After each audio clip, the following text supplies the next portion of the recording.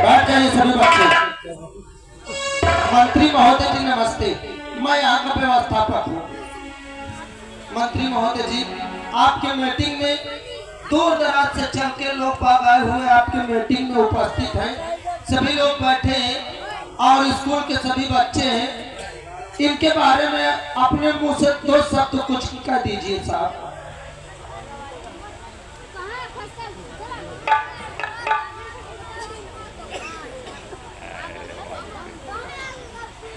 सर्वप्रथम दूर दराज से आई हुई जनता जनार्दन, माताएं बहन, जिन्होंने अपना कीमती समय मेरी मीटिंग में दिया, मैं उन्हें कोटि कोटि नमन करता हूं। साथ ही साथ थाना प्रभारी जिन लोगों ने मेरी मीटिंग की व्यवस्था में कोई कमी नहीं छोड़ी, मैं उनका आभार प्रकट करता हूं। साथ ही मैं मीडिया वालों का बहुत आभारी हूं, क्योंकि इनके द्वारा मेरी खबरें देश विदेशों तक जाती है।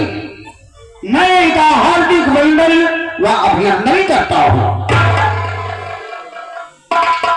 साथ ही साथ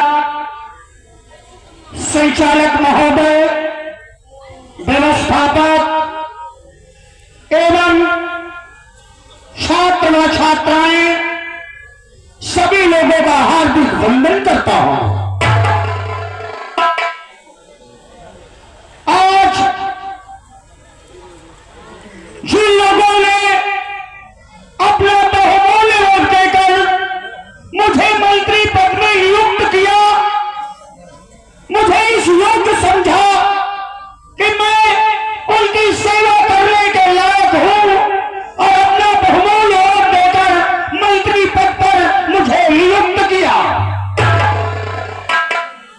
मैं जितना भी उनका वंदन अभिनंदन करूं वो कम है।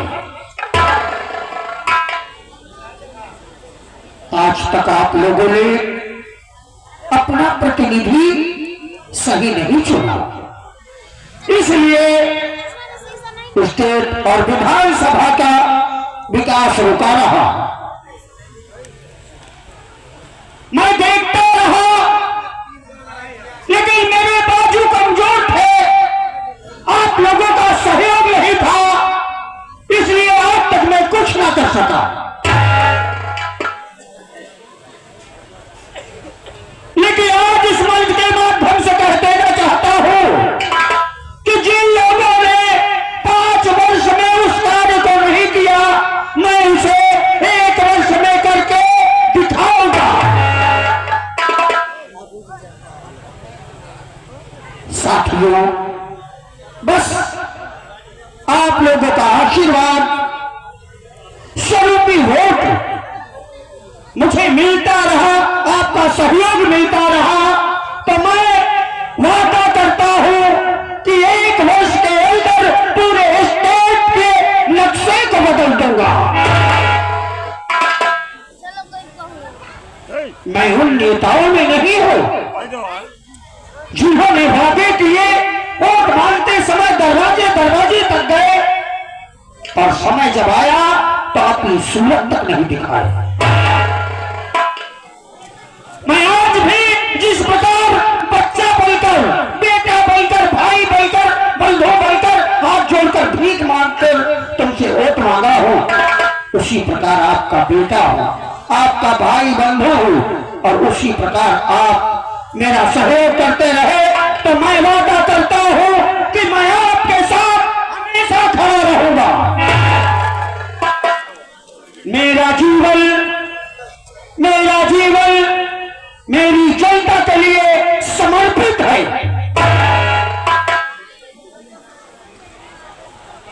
आज तक नेता आए, संविधान की समस्याओं की लिस्टें उन तक नहीं पहुंची। लिस्टें तो आई,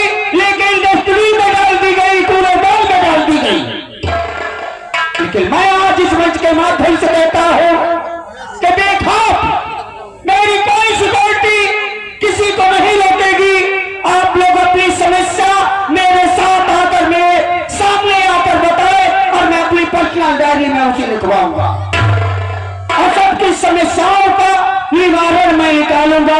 ये मेरा वादा है आप लोगों का। नमस्ते साहब। नमस्ते बेटी। कहो क्या नाम है तुम्हारा? साहब मेरा नाम कल्पना है। कल्पना। तुम्हारे पिताजी का क्या नाम है? मेरे पिताजी का नाम करण सिंह था। करण सिंह? जी साहब। तुम्हारी क्या समस्या है बेटा, बताओ। मंसूर लो, जिसकी जो भी समस्या है मेरी पर्सनल डायरी में लिखो। बोलो बेटा, तुम्हारी जो समस्या है तत्काल लिखो। साहब मैं एक अनाथ लड़की हूँ। मेरी माँ मुझे जन्म देते ही भगवान को प्यारी हो गई। मेरे बाबूजी थे जिनका नाम करण सिंह था। हम एक गरीब परिवार से। मेरे बाबूजी मेरे माँ के बढ़ने के बाद मुझे मेहनत मजदूरी करके पढ़ाते लिखाते रहे, मेरा लालन पालन करते रहे। इन लोगों के घरों में खेतों में काम करके हमेशा मेरी देख रेख करते थे। साहब मेरे माँ के मरने के बाद मेरे बाबूजी हमेशा मुझसे यही कहा करते थे कि बेटी कल्पना, तो अपने दिल में ये मत सोचना कि तेरी माँ नहीं है तो तेरे बाबूजी तेरे अरमानों को पूरा नहीं करेंगे। तुम मन लगा के पढ़ाई कर, जितना फीस लगेगी, जितने पैसे लगेगी मैं लगाऊंगा तेरी पढ़ाई के लिए। मुझे चाहे कहीं भी काम करना पड़े मैं सब करने के लिए तैयार हूँ। साहब रोज की तरह एक दिन मेरे बाबूजी लोगों के खेतों में काम करने गए और वहाँ काम कर रहे थे। काम करते करते शाम हो गई। शाम को मैं इंतजार कर रही थी कि मेरे बाबूजी आते होंगे लेकिन शाम हो गई, मेरे बाबूजी घर वापस नहीं आए। साहब जब घर वापस नहीं आए तो मैं पास पड़ोस में पूछने लगी कि किसी ने मेरे बाबूजी को देखा है क्या? सभी लोगों ने कहा कि आज सुबह से हमने तुम्हारे बाबूजी को नहीं देखा है। साहब जब सभी लोगों ने कहा कि तुम्हारे बाबूजी को आज हमने सुबह से नहीं देखा तो मैं रोते हुए चिल्लाते हुए उन्हें खेत की तरफ गई जहाँ पर मेरे बाबूजी काम किया करते थे। जब वहाँ जाके देखती हूँ तो मेरे बाबूजी नहीं बल्कि मेरे बाबूजी की लाश मिलती है। अरे राम राम राम, क्या हो गया था बेटी? क्या उनकी किसी ने हत्या कर दी थी? ये तो मैंने जाती, लेकिन मेरे बाबूजी का शरीर पूरा लीला पड़ चुका था। लीला पड़ चुका था अर्थात उसे किसी जहरीले जीव ने काट लिया था। बेटी जब तुमने ऐसा देखा तो क्या चौकीदार ग्राम प्रधान से कहा? हाँ साहब, जब मेरे बाबूजी मुझे छोड़ के भगवान को प्यारे हो गए तो मैं रोते हुए प्रधान जी के पास गई, उससे अपने फरियाद सुनाई। लेकिन प्रधान जी ने क्या किया, मुझे दरवाजे से धक्के मार के निकाल दिया और उन्होंने कहा कि अगर हमारे दरवाजे पे दोबारा दिखाई दे गई ना तो तेरा वो हंस करेंगे कि ये लोग तेरा चेहरा तक नहीं पहचान पाएंगे। क्या कहा? हाँ साहब, प्रधान ने तुम्हें ऐसी धमकी दी? हाँ। मैं अच्छी तरह से समझा देना चाहता हूँ कि जो भ्रष्ट नेताओं के जमाने में भ्रष्ट काम किए हो, चाहे वो प्रधान हो, जिला पंचायत हो, बीडीसी हो, कोई भी हो, ध्यान से सुन ले। मेरे कार्यकाल में अगर ऐसी लापरवाही की तो मैं उन्हें बख्शूंगा नहीं, उनके खिलाफ सख्त से सख्त करूंगा। जानते हो प्रधान जी क्या कह रहे थे? कह रहे थे हम तुम्हारी मदद नहीं करते। अरे तो अकेले है घर पे, हम तो उन लोगों की मदद करते हैं जहाँ से हमें 4, 5, 10 वोट मिले।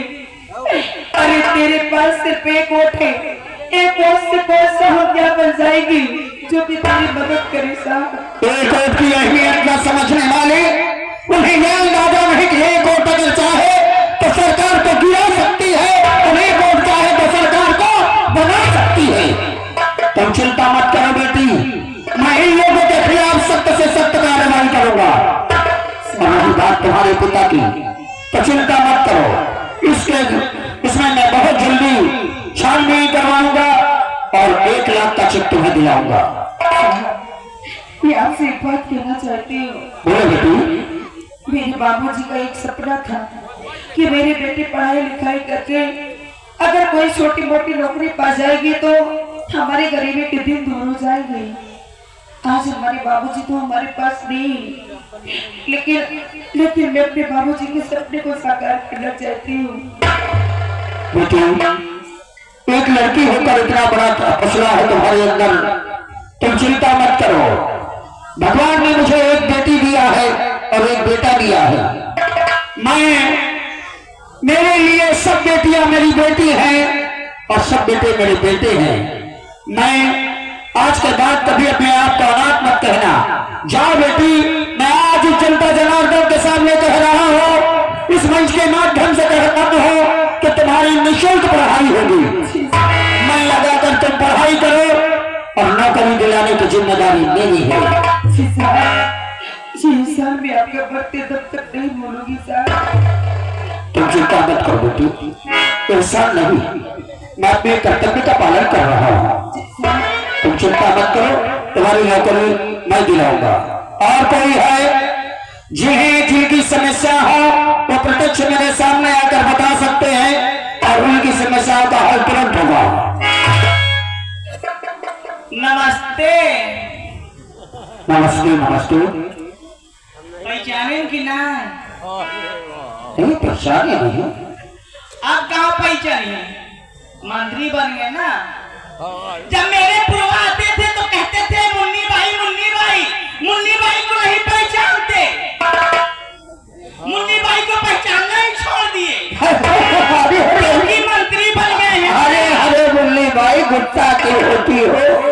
एक समस्या इस बिटिया के सुन के हम भाव विभोर हो गए थे, इसलिए नहीं पहचान पाए। अरे हम तुमको कैसे नहीं पहचानेंगे? जब भी तुम्हारे पूर्वज लोग तुम्हें मुखिया की तरह मानते हैं। हमने कहा और तुमने पूरे पूर्वज की वोट हमें दिलाई है। हम जो कहे थे उन साओं पर तुरंत कार्रवाई करेंगे। तुम समस्या तो बताओ क्या है, देखो तत्काल कार्य होगा। मुन्नी को लिखेगा, मुन्नी बाई हो या कोई हो, सबकी समस्या लिखना है मुंशी।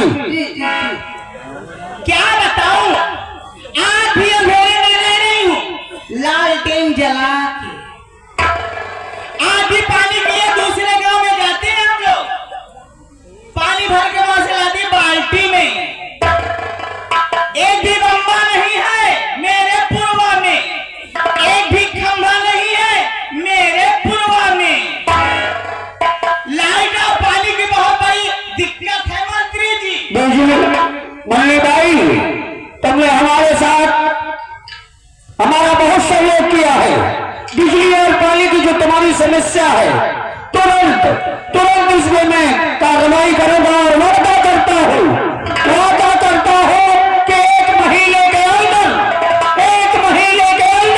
तुम्हारे आगे बम्बा और पीछे खंडा लगा दूंगा। ये क्या कर रहे हैं आप? मुन्नी भाई, अरे घर के आगे बम्बा पानी पीने के लिए और घर के पीछे खंभा बिजली जलाने के लिए। अच्छा, मैं तो कुछ दूसरा सोच गई।